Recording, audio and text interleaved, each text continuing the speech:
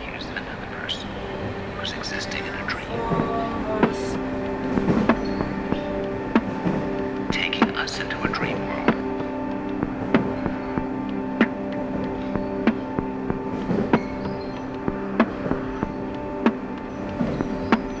Evolution is not the straight path I had once thought. I mean, we're just walking around in some kind of fog, a full of trance. As a writer, I've experienced how art opens doors to other dimensions of reality. It calls us forth to something mysterious beyond the veil of our waking consciousness, to information streams that exist outside of human-based time. The beauty of art frees us from the noise of the everyday and helps us feel our way through the interwoven matrices of the multiverse. Lately, I've been guided by uncanny coincidences that seem to form a universal dialogue, a tapestry rich with patterns and symbols, the experience of living in alignment with nature. This is what I've come to know as synchronicity. People are talking in symbols. Visionary artist, philosopher, and one of the leaders of the Earth Day movement, Jose Arguelles, studied the Mayan calendar extensively and wrote about a coming age of unprecedented peace in which the very act of existing will be seen as a creative act. In this new era, time will not be something we quantify with clocks, computers, and money. Instead of saying time is money, the people of this new era will say time is art.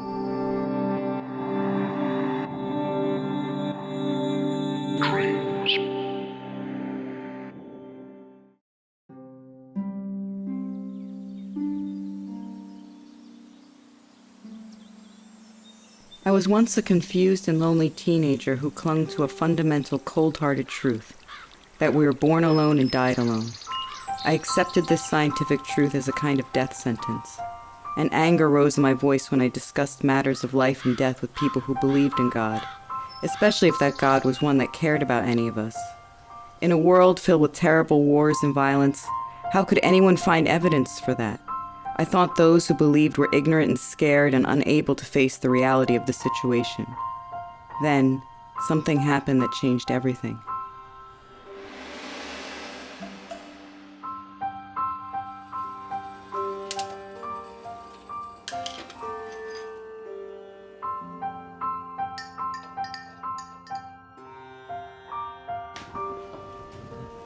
Thank you.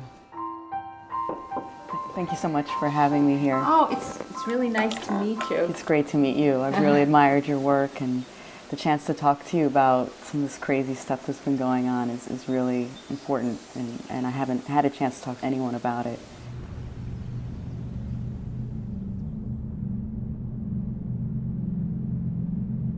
I feel like I was one way and now I'm another way. I didn't believe in God, I didn't believe in some kind of spiritual world, and all of that's kind of just gotten shook up recently.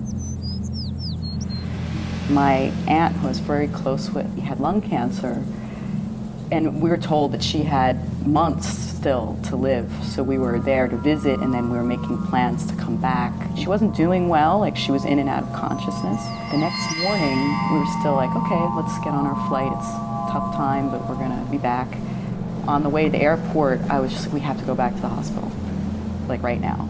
And You felt that? I felt it, something, and I don't know, it was wild. Like we were in the cab and we're like, hospital. My mother was like, what are you doing? We're gonna miss the flight. I was like, doesn't matter, let's get to the hospital. We get to the hospital and we go up to the floor, and I'll never forget, the nurses were running towards us. Yeah. We were just calling you at the hotel. Wow. You know, and you had, you know, we were calling you and they said you left, and you know, that was that, and they didn't have our cell phone numbers, and they're like, she's dying right now. And I remember just heading into that room being like, I didn't want to go, like but yet I was there, and I knew we were supposed to be there, and so it was something I never expected. It was like this feeling that I can't, this is like what's been shaking me up, because I don't know what it was, but something happened in that room. There was this energy that's the only word I can think of what it was, because I don't want to say what deep down it felt like her soul or something, but it's this blast of energy that literally ricocheted around the room, and you could feel it like in your body, and almost like I felt like my hair was blowing around, and feel it in your body, and almost like I felt like my hair was blowing around. And one of the nurses who had been kind of giving us our space ran into the room, and she opened the window, and I was just so relieved that she did that. But while I was relieved, I was like, what are you doing? Like, you're crazy. Like, this is what, there's nothing to be relieved about. She's, it's over. Or maybe relieved that she's out of pain, but I was relieved that the window is open to, let her out. The old me would never use a word like spirit. This feeling of her still being around has been really powerful, and there's patterns that go with it. I'll see like 11:11 on the clock, or 9:11 is another one I see, and 22s and 33s, and seeing so many of them, I started researching. It's really wild because my aunt's birthday is November 22nd, 1955, so it's 11/22/55, and those numbers are, they already just speak to a certain kind of weird pattern, but then finding out about master numbers and other kind of things like 11s and 22s, and then this number 33. And so I'm like, what does this number mean?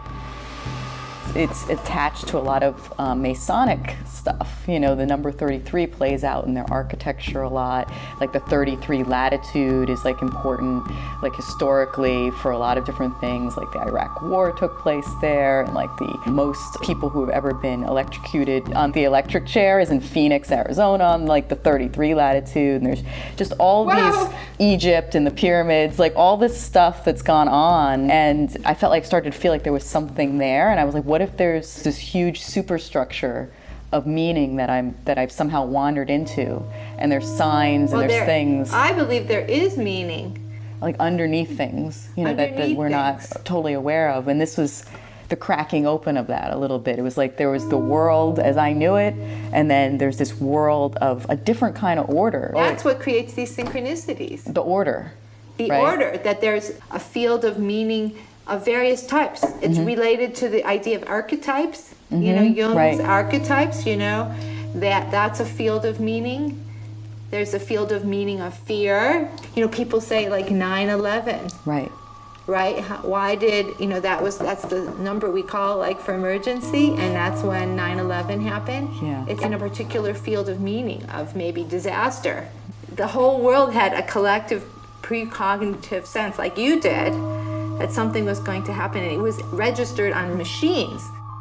Just think how we are affected by the field of consciousness, right? Or what I've been driving myself crazy with is is there a way to get a clearer picture? Something is at work beyond what we understand that is creating or affecting the universe around us, especially if we are operating in alignment with that part of ourselves, so that fortuitous synchronicities happen. It's a matter of practice and actually just paying attention.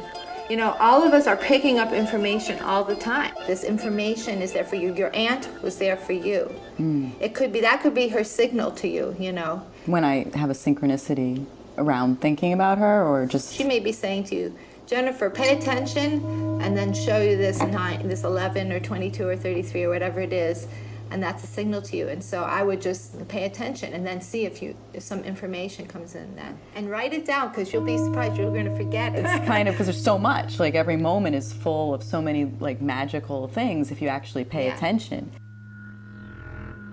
Maybe synchronicity is an open door, but it is up to us to walk through it.